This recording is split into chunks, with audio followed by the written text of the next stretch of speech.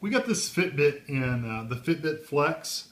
We actually got this as part of the Humana Vitality program. We traded in our Vitality bucks and got it for free, actually. They're normally $99, but for free, you can't beat that.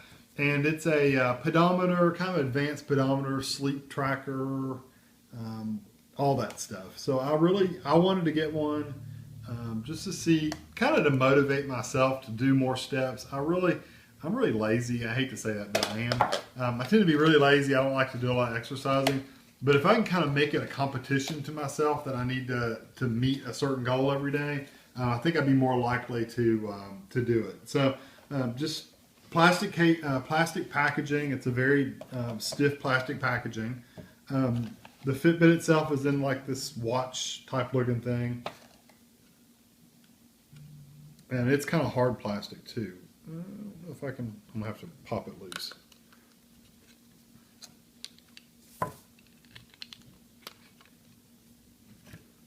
There it is right there. And it comes with two bracelets, or wrist straps. So the rest of the material, I'm assuming, is in the bottom here. Yeah, it's got an arrow here. It says pull.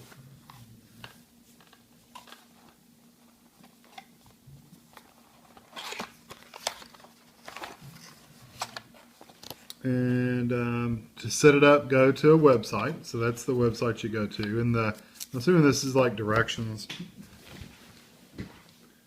Sorry. Yeah. Yeah, it's literally the same thing. It's got a little bit of safety notice, but really they want you to go to the website. So that's where they really want you to do all your stuff.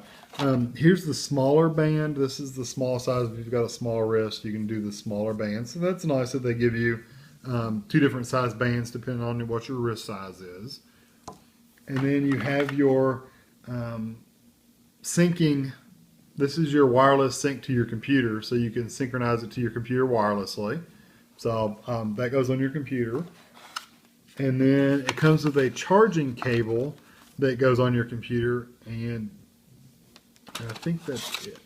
Yeah. And from what I've seen before, what you do with this is you take the actual Fitbit, if you take it and kind of bend it, it pops out right here. That's the actual tracking device right there. And this just goes in the charger, and it charges up from your USB port. And once it's charged up, most of the reviews I read said anywhere from 5 to 8 days. So I would assume that's probably going to last at least 5 or 6 days. And then to put it back in, you just slide it up and slide it in the bottom. So it's pretty easy to get back in there. The bottom doesn't want to go in as easy, but there you go. So I'm going to put this in a charger and get it charged up and get it set up, and then I will. Did I put that in the small one? I did put that in the small one, didn't I? I just put it in the small one. So I'll take it back out anyway. I don't think my wrist is going to be small, so I'll probably end up with a bigger one. So, but I'm going to leave it out so I can charge it up. And this is one of those things you wear 24 hours a day, 7 days a week.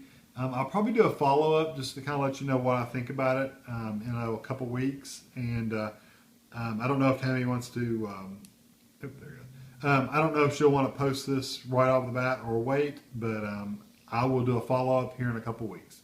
I want to give a follow-up on the Fitbit. I ended up moving it.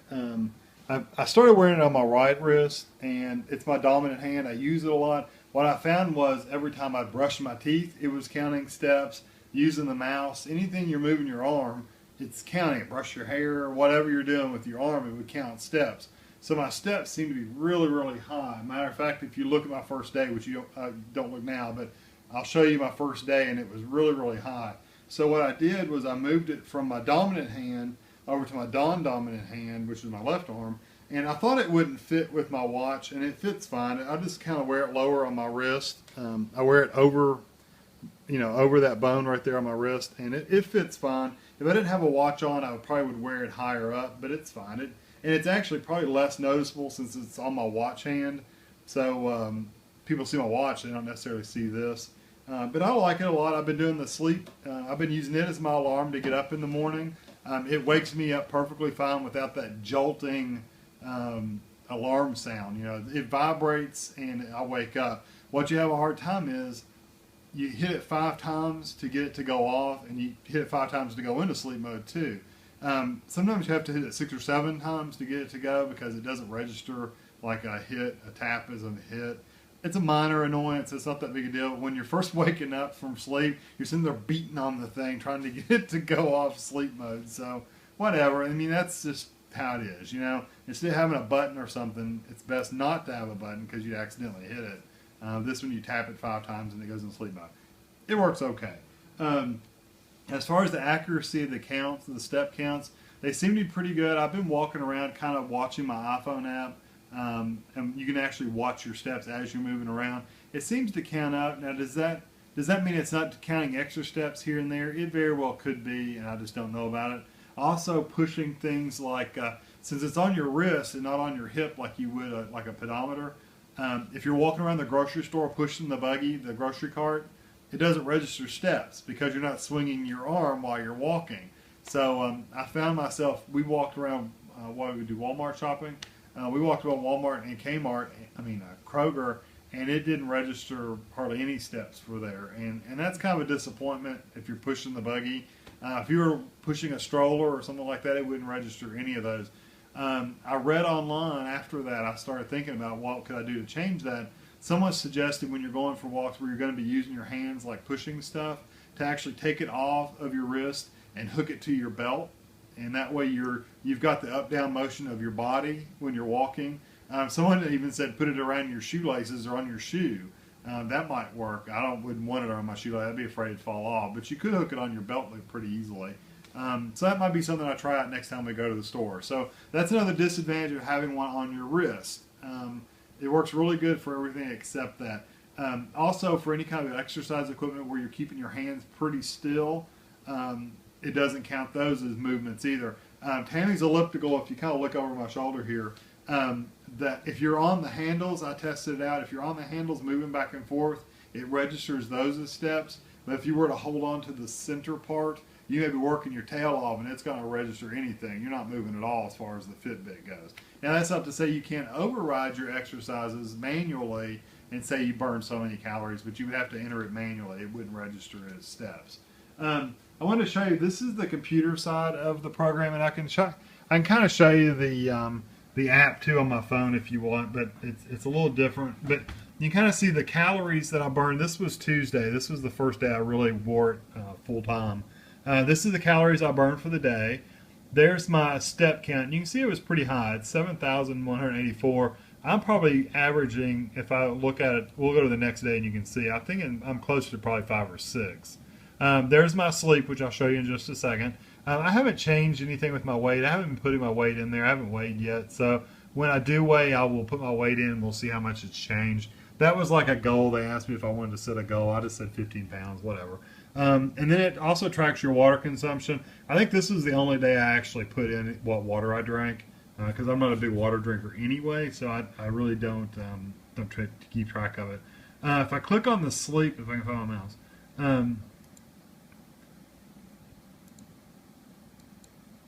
where'd it go?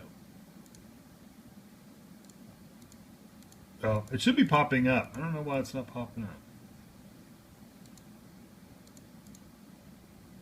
I wonder if I logged out. Maybe I can't look at that day. But anyway, if I go to the next day, I know it did one day.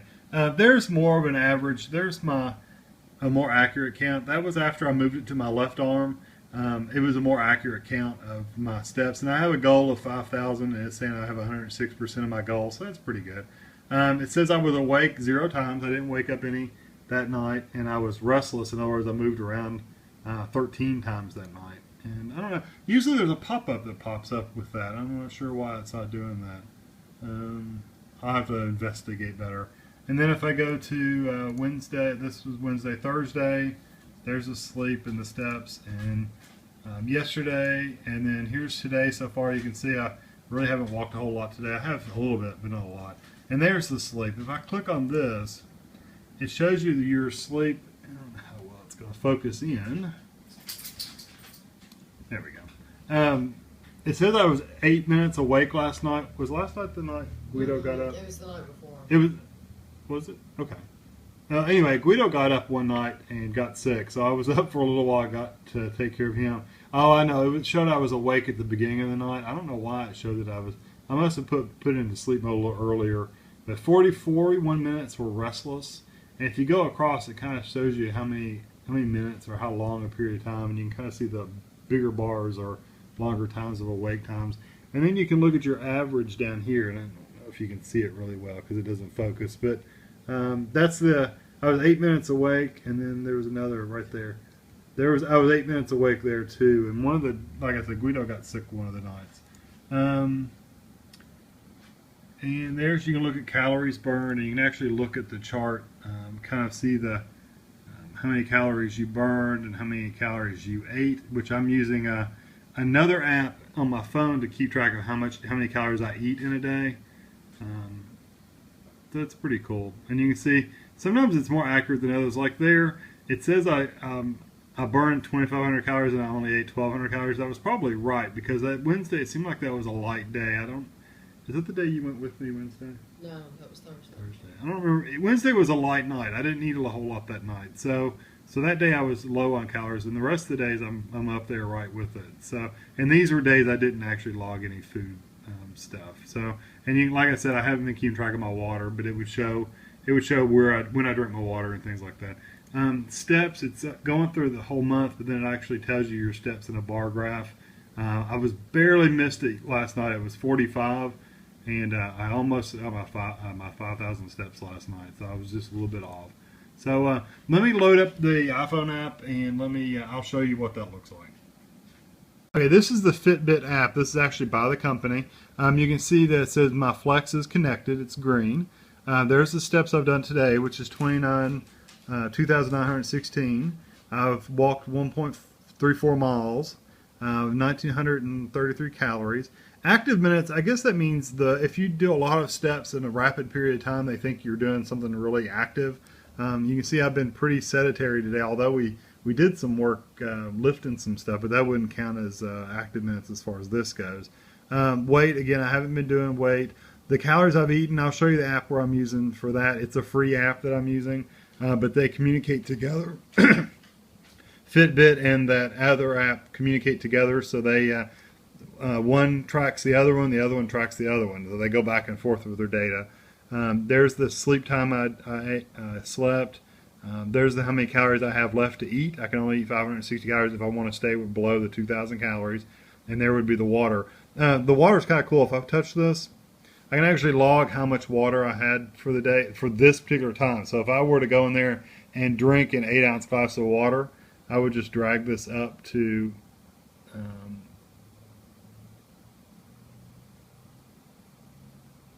trying to move. Anyway, you drag it out. You probably enter it too. Yeah, you can type it too. And then hit log it, and it'll save that. And it'll see my little body turn blue, his feet turn blue, and it's saying I had 8 ounces of water. So now I'll have to go in there and drink 8 ounces of water to make myself feel better. The sleep thing, if you touch it, it'll show you a graph like that. If you want to zoom in a little bit better, you can turn the phone sideways. It automatically zooms. And you can take your finger and lay on there, and it'll show you what times you were awake, what time you were asleep. The only bad thing I don't like about it is you can't zoom in any further. I can't make it bigger, to go in there to really see the breakdown of it. That's the only bad thing about it. It's only a dislike about the app. It seems like you could really zoom in better, or get a chart or something that would show you actually when you actually are sleeping and awake and stuff like that. So you turn it back, and it goes back, and then you hit dashboard and it goes back to that. The other app, let me show you this real quick. Hold on one second. Let me switch over to it. It's called MyFitnessPal, and there's the MyFitnessPal screen. I don't know if you can. There you go. It tells you what you ate for breakfast. There's the lunch. I had a taco salad, banana pudding. I ate some banana pudding for a snack. I did not add my dinner yet. Did I eat dinner? Mm-hmm. Yeah, I ate dinner. Isn't that sad? I'm getting old. I can't remember if I ate dinner or not. but I haven't put my dinner in here yet. And but it says what my calorie goal is, how many calories I ate. It gives on the bottom. It says the Fitbit calorie adjustments. 95 calories Fitbit was exercise. It gave me 95 calories additional exercise calories. So you can see up here it says exercise 95 calories. So I actually get an extra 95 calories today because of the Fitbit adjustment. So it's pretty cool. If you want to add a thing, you hit the plus sign at the top and you hit a dinner. And I don't remember what I have for dinner. What did I have for dinner? Oh, I ate a salad. So it was a Ready Pack salad. And you search for it, and it's pretty good. I don't think it had every one of them. The Italiano, I ate that one before. This one was like a barbecue something.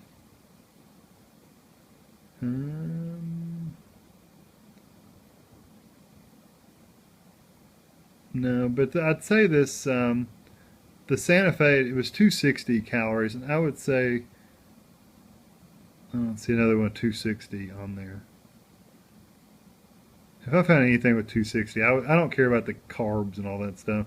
There's one for 270. I'll just do the chef salad. It doesn't matter to me, honestly. And then you hit the plus sign at the top and it adds it to it.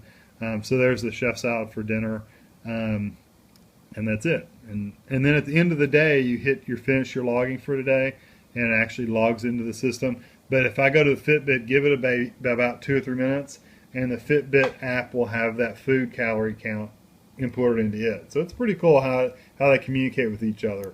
And my app on my here, I don't have food on there, but if I had the food thing on there, that would automatically sync up with it too. So it's pretty neat. I like it. It's so far I've been impressed with it. Like I said, I'm sure it overcounts some steps sometimes. Sometimes it undercounts steps. I'd say it just balances out in the end though. So I'm pretty happy with it. I didn't show you the tap feature, but if you tap it, it'll light up and show you how close to the goal I am.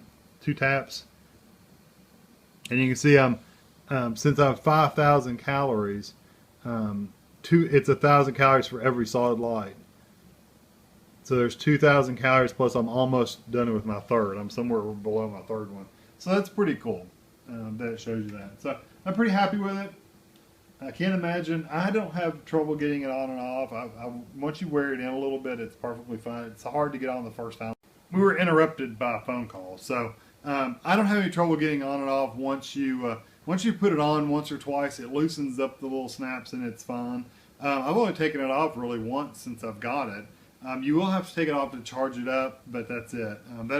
I've been wearing it every day since Tuesday, and I have not charged it yet, and it says it's on medium. So I'll probably, it's 5 to 8 days is what most people are saying it's good for. So I'm thinking probably Monday or Tuesday I'll probably have to charge it. We'll see. I did get the app to work on my computer screen too. You can see now that my calories in, calories out is based on that app. It's finally resynced itself.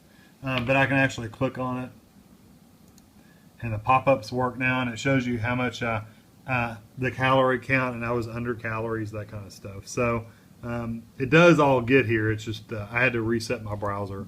The sleep thing all works. The count, everything works. So anyway, I'm pretty happy with it, and if you're interested in buying one, I got it free again from the Humana Vitality thing. If you're wanting to buy one, I would hold on a little bit because there's rumors that Apple is going to have a device which may be a lot more expensive, but maybe not. Fitbit is working supposedly on a newer, updated version that may be better than this one. So wait a little while longer just to see if something new comes out. If you can get it free through Humana Vitality, why not go ahead and get one?